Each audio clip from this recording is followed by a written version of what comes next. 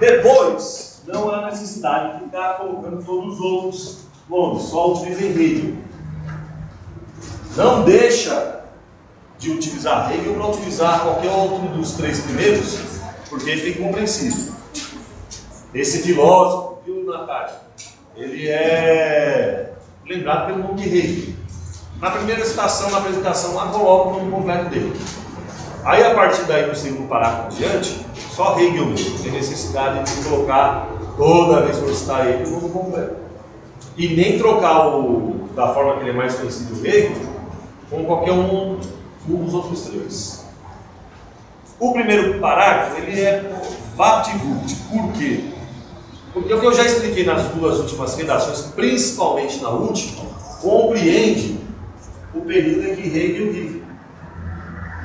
Hegel, ele é contemporâneo da queda da Bastilha, ele tinha 19 anos, a gente vai falar bastante disso, recuperar a importância da queda da Bastilha para a Revolução Francesa, para a filosofia de Hegel, e praticamente todo o período da era napoleônica.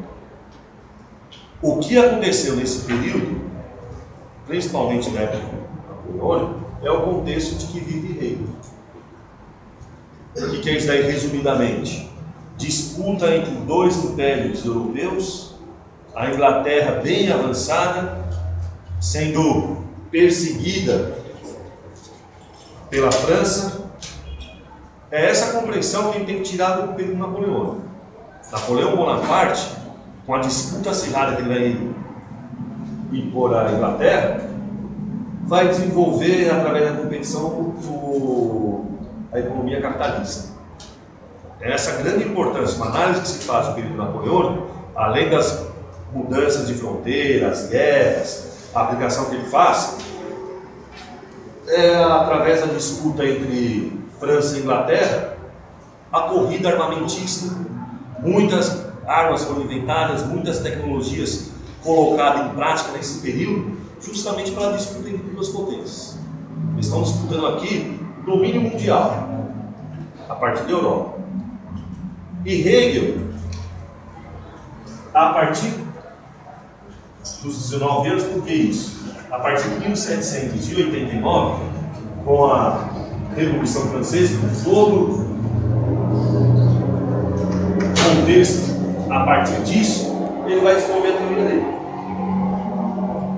Volto a lembrar que 1789, Marx divide a história moderna da história contemporânea, situação política, a partir daí o mundo todo tem influência. Bom, é o que a gente precisa entender do beabá a partir da Revolução Francesa. E no final do mês vocês vão ter umas provinhas para fazer aí, se entender isso daqui no contexto geral, vocês vão ver. Depois da semana que vem, eu combinei já com alguns terceiros anos, vou fazer com vocês também, eu vou passar um vídeo bem didático sobre a história do Brasil no século XX. Todos os governos, desde Emílio Vargas até o de Dilma, né? Porque vocês vão ser avaliados de história do Brasil e vocês não tiveram história do Brasil contemporâneo, eu sei. E a prova do Enem é de uma semana depois disso. Então é um vídeo de uma parada no conteúdo aqui, e depois você saiu do Enem, gente. Acabou o terceiro ano, certo? Eu vou fazer o que mais? Agora um detalhe aqui, que eu não sei como vai ser resolvido para alguns alunos, inclusive de todos os terceiros anos. Muitos alunos levaram nota. Fizemos um pré-conselho, vai ter aluno que vai ter condições de ter ido para a universidade, porque foi bem com o Enem, mas não entregou nota aqui no governo. Está estourado de falta. Todas as salas têm no mínimo uns 20% de alunos acima. Aqui não é curso de turismo, é curso presencial. Ah, Denise assim, ah, Rodrigo assim e tal. Não, existe a questão. Primeiro parágrafo resume-se a isso daqui: a apresentação e o contexto. O contexto já deixei claro o que é para fazer. A última redação que vocês fizeram é o contexto histórico. A apresentação dele. Assim como o último alemão que a gente estudou, o Kant, eles viveram numa época em que a Alemanha não está unificada ainda. A unificação da Alemanha, como nós conhecemos hoje, o Estado alemão, é de 1871. Então, Hegel morre 40 anos antes e ele não vive numa Alemanha unificada. Ele vive numa Alemanha que, aliás, ele vive na Prússia, que junto com outras regiões vão se formar a Alemanha. Nesse período aqui, hoje o que é a Alemanha é mais ou menos 200 estados pequenos, medievais, vendo a Inglaterra já há 200 anos unificado, o Estado-nação, moderno, industrializado, a França fazendo isso nesse período e a Alemanha ainda atrás.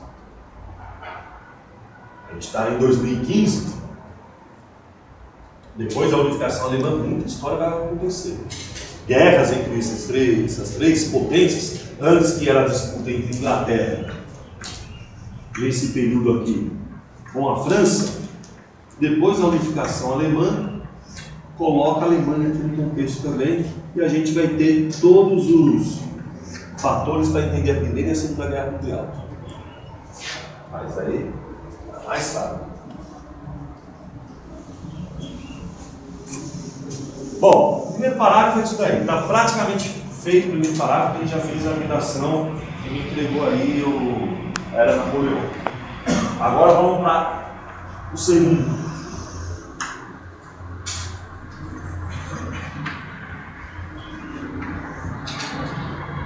Hegel, professor de filosofia,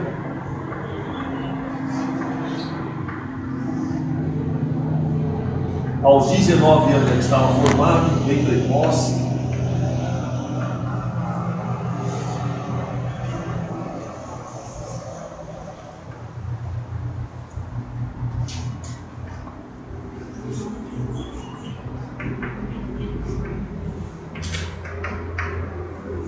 Aos 19 anos, no dia 14 de julho,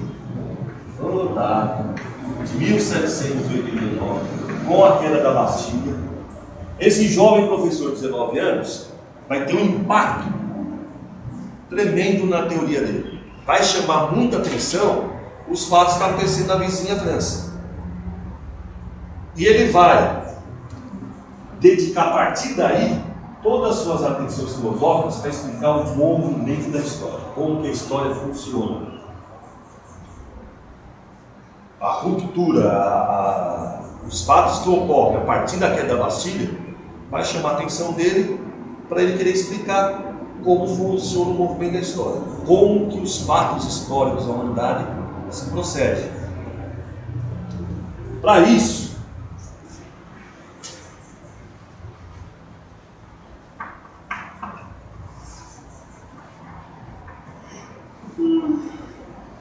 filósofo que ele vai buscar explicar o movimento da história de forma dialética. Já ouviram falar essa palavra dialética aqui? Sim. Já? Em filosofia? Essa palavra dialética não é criada por ele. Ele vai recuperar de um filósofo grego lá da antiguidade chamado Aristóteles. Aristóteles usa o movimento da dialética para explicar como funciona a natureza. Lá na antiguidade, lá na Grécia Antiga, Aristóteles usa e cria a palavra dialética para explicar que tudo na natureza tem início, meio e fim.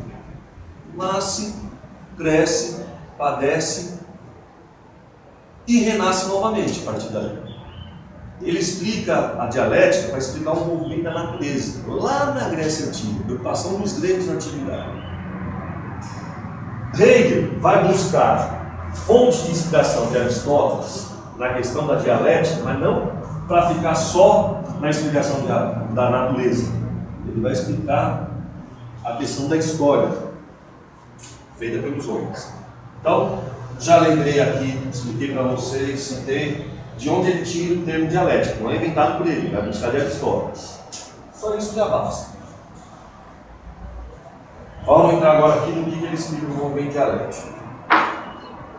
Dialética dividido em 3 fases: tese, antítese e síntese. Foi assim que Aristóteles explicou lá na Grécia Antiga. E é aqui que está sendo feita uma adaptação de Hegel para explicar a história. Tese, antítese e síntese.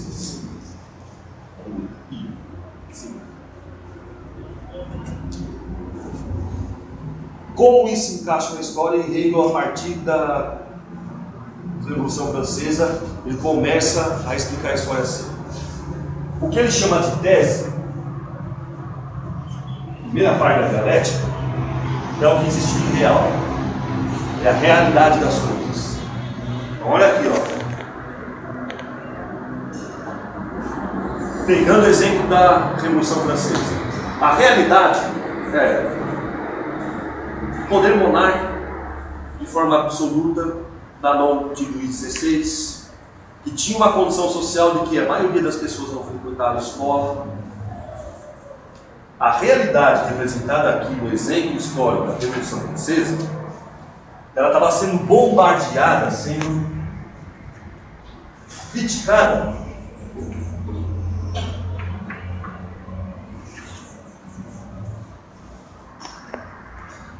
por novas ideias. Significa antítese. Vou voltar aqui para vocês pegarem fundamental. Hegel está querendo explicar como os fatos da história mudam. Como muda as condições da realidade histórica. Ele está dizendo que é forma dialética. Uma coisa que existe, a tese, representa o real. Aquilo que a gente pensa, aquilo que a gente quer de mudar a realidade, chama antítese. O choque entre as ideias que se propõem a mudar a realidade vai resultar na síntese. Bom, outro exemplo aqui. A garota lá do fundo vai dormir de novo mesmo? Hein, Juliana? Acorda ela, Alex. Você vem para a escola e a explicação que Hegel está dando para a história é a seguinte: o movimento da história, ele segue uma dialética.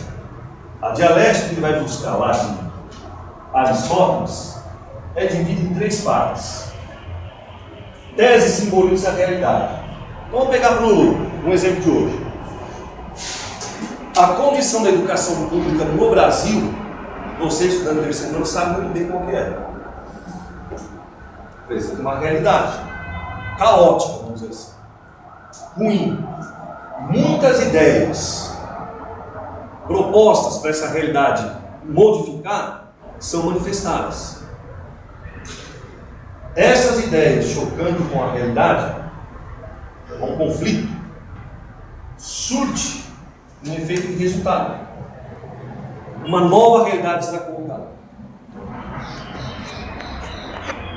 Dessa forma, Hegel está explicando que desde quando a humanidade existe, desde aquele período que deu aula para vocês, no primeiro ano de ordens, o movimento histórico acontece de forma dialética. O real sempre vai ser superado pelas novas ideias. A tese que simboliza o real, que é o real, sempre vai sofrer imposição da antítese. As antíteses representam as ideias das pessoas. Ideias que vão propor a modificação da realidade. No choque de novas ideias, com o que existe de real, surge o resultado. Vamos trazer aqui, por que ele está chegando para a Revolução Francesa, que dá esse salto assim de quadrar a filosofia dele. A Revolução Francesa representou as ideias iluministas, os avanços das ideias iluministas para superar uma realidade aí esgotada há muito tempo. Quando vocês fizeram lá a redação da Revolução Francesa, os antecedentes da Revolução Francesa, a situação que se encontrava a Europa toda, e a França também, era uma situação de que as pessoas buscavam superar aquilo. Muitas ideias para superar, por exemplo, analfabetismo. Kant é um exemplo disso. expliquei Kant para vocês. Voltaire, Rousseau lá no primeiro ano. John Locke. Todas essas manifestações representam as ideias que se chocaram com a realidade. E qual realidade era essa? Numa economia feudal, num poder monárquico absolutista. Essas ideias superaram a realidade, transformaram uma coisa nova. A síntese disso daqui, o resultado disso daqui, foi o quê? Um Estado contemporâneo, um Estado com leis que abrange os direitos civis. Declaração dos Direitos Humanos está aqui nesse contexto. É o resultado do choque das ideias com a tese da realidade. A Revolução Francesa vai ser um ponto importante para Hegel explicar como funciona toda a história, todo o movimento histórico. Desde lá das ordens, passando da situação de crime, todas as novas inovações, todas as novas ideias. Se a gente falar na linguagem dialética, toda a antítese contra a tese, e o choque disso. Síntese, o resultado. Parece besteira, coisa menor isso que eu estou explicando, mas a ciência, a partir daí, gente, no século XIX, todos os campos da ciência evoluíram de uma forma exuberante. Passaram a aplicar essa forma de analisar todo o campo do conhecimento. Olha só, por exemplo, um laboratório químico. Século XIX, esse período. A partir do entendimento do desenvolvimento disso daí, muitos remédios, muitas condições que passavam uma realidade que não tinha como evoluir a partir daí. Nessa perspectiva de como se faz as coisas, de como se estuda a partir do que existe, para tentar buscar a partir daquela realidade novas ideias, começa a ser estimulado cada vez mais em todos os campos da ciência. Todos os campos da ciência. Não existe, por exemplo, situação diferente dessa forma de entender como as coisas existem, como as coisas funcionam, no campo científico. Em todos os campos. O cientista está tentando desenvolver a cura, combater e neutralizar definitivamente o vírus AIDS. Parte do que existe em realidade, de tudo que já foi desenvolvido até agora, e vai aplicar a partir de novas ideias, de novas experiências, a possibilidade de ter uma síntese diferente disso. E depois que criou, não para por aí. Porque o que resulta em síntese se transforma automaticamente numa nova tese. Colocado no campo da tese, no futuro, provavelmente, uma nova antítese aparecerá. E assim vai o movimento das coisas. Tranquilo daqui? Entenderam isso? Porém, alemão não dá nenhum nó sem explicação. Hegel vai dizer o seguinte. Posso falar? Com você, presta atenção? As ideias, gente, não nascem do nada. Não é qualquer ideia que vai superar a realidade. Eu não posso concordar, por exemplo, aceitar, nós não podemos aceitar que uma ideia racista hoje inclua decretos na lei federal. Não é qualquer ideia que se manifesta que tem força para superar a realidade. Se um grupo de skinheads dizer que para a cidade de São Paulo melhorar, tem que expulsar os nordestinos, tem que matar os homossexuais, tem que dividir os espaços entre quem é branco e quem é negro. Essas ideias que existem ainda, infelizmente, elas não têm força para substituir a realidade. E o que Hegel diz? Que precisa existir para a ideia ganhar força e superar a realidade. Não é qualquer ideia de giri que vai superar a realidade. Pode até ter uma expressividade, um número grande de pessoas concordando com isso. Vamos ser mais claros aqui, porque Hegel vai falar de bastante de lei, é isso que interessa para nós aqui.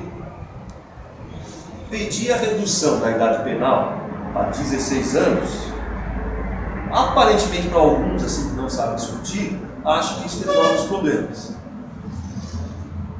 Acharia que resolveria os problemas da criminalidade no Brasil.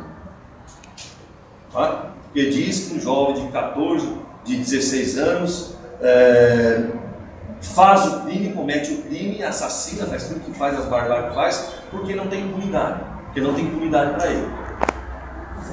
Essa ideia, bastante discutida na nossa sociedade, e com muitas pessoas aceitando ela, não vai modificar a realidade. Não vai modificar a realidade. Então, para que ideias consigam suprir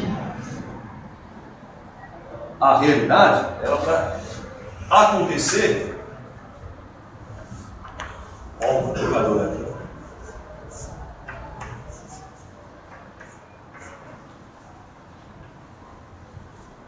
É necessário a manifestação do Espírito humano. Agora desandou de vez, entrou fantasma na história e tal. Tem nada a ver com Hollywood, isso aqui, coisa fantasmagórica. O espírito humano, que Hegel vai escrever uma obra sobre ele, vai usar isso daqui para explicar que tipo de ideia que nos favorece. Que tipo de ideia que pode alterar a realidade. Uma ideia que esteja representando o espírito humano. E o que é espírito humano para Hegel? Toda a criação humana, desde os períodos mais remotos, que permanece na história da humanidade com algum significado. Tudo aquilo que foi criado por qualquer pessoa que serviu e serve para nós até hoje. Ele vai entrar muito, vai dar muito exemplo, por exemplo, de músicas. Mozart, Beethoven, não vamos entrar aqui e discutir se a gente gosta do estilo de música erudita ou não. Ó, acorda aquele rapaz lá na tela. Não é para dormir não. Para prestar atenção nisso. Estou contando história de nada. O espírito humano, segundo Hegel, ele propicia as ideias das pessoas a partir de tudo aquilo que foi criado pela humanidade. As grandes personalidades humanas que criaram coisas que servem para nós até hoje contribuíram para a formação do espírito humano. Deu exemplo aqui no campo da música. Mozart, Beethoven, todos os grandes músicos, compositores, não existem mais. Mas a obra deles ficaram. Não só no campo da música, a própria filosofia. Quantos autores aqui a gente não discutiu o pensamento deles? Eles não existem mais. Outro campo, das invenções tecnológicas. Thomas Edison, o cara que inventou o telefone, a lâmpada.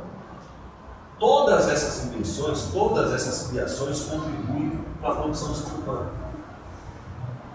E pensar em novas ideias e criar coisas, se não tiver manifestação do espírito humano, não se justifica para existir essa realidade, essa realidade. Então, para que a ideia aqui, olha, tenha força para superar a realidade, essa ideia precisa estar dentro de um contexto em que tenha a manifestação do espírito humano.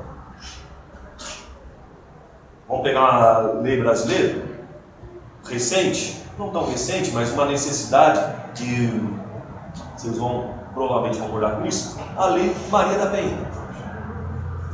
A criação da Lei de Maria da Penha, uma necessidade, ideia, diante de uma realidade que as mulheres eram agredidas em casa, no âmbito doméstico, por uma atitude machista do companheiro dela, às vezes até do filho, ou do irmão mais velho, de que dizia que a mulher tinha que apanhar porque não obedece os homens.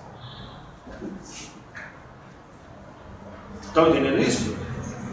A lei da Maria da Penha, nutrida de manifestação do espírito humano, segundo as ideias de Hegel. De antítese se contrapõe a realidade. Existe uma lei no Brasil há algum tempo que se a mulher for agredida, não importa o motivo, não existe justificativa para o homem, viu, Flávio? Agredir por qualquer motivo a mulher. É proibido de acolher brasileiro. E tem pena para isso. E é crime se isso ocorre.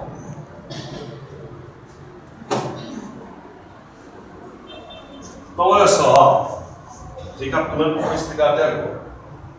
Hegel, aos 19 anos, século XIX, influenciado pelo impacto da Revolução Francesa, vai tentar se dedicar a explicar como que a história funciona, como que sucedem os fatos históricos, o que movimenta o fato histórico, o que faz uma coisa ser e a outra não ser.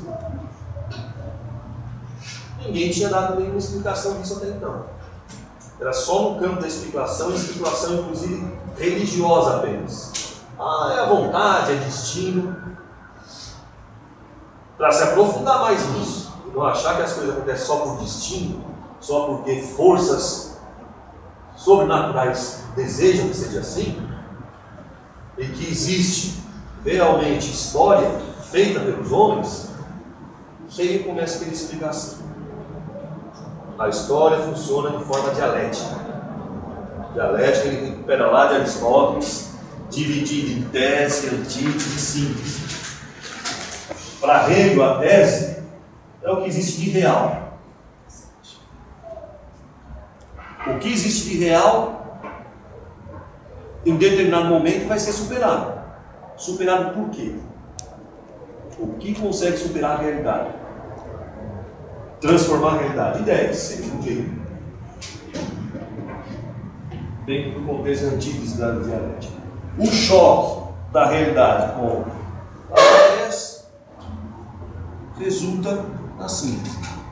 Uma vez estabelecido o resultado, o que se chama da dialética síntese, é a proporcionalidade, a promoção de uma nova tese. Então vamos pegar aqui mais um exemplo da história brasileira. Até 1888, no Brasil, a realidade não existia leis escravocratas. O negro era considerado escravo. Muitas ideias, durante muitas décadas, lutaram contra essa situação. A partir de 1888, o 13 de maio, aboliu a escravidão no Brasil. Uma nova realidade surge a partir dali, certo? Até 1888, a realidade é a escravidão. Muitos movimentos de ideias contrapuseram essa realidade. Munida de espírito humano, conseguiram superar a escravidão no Brasil. Costa, acabou a escravidão, mas uma nova realidade surge. Acabaram os problemas?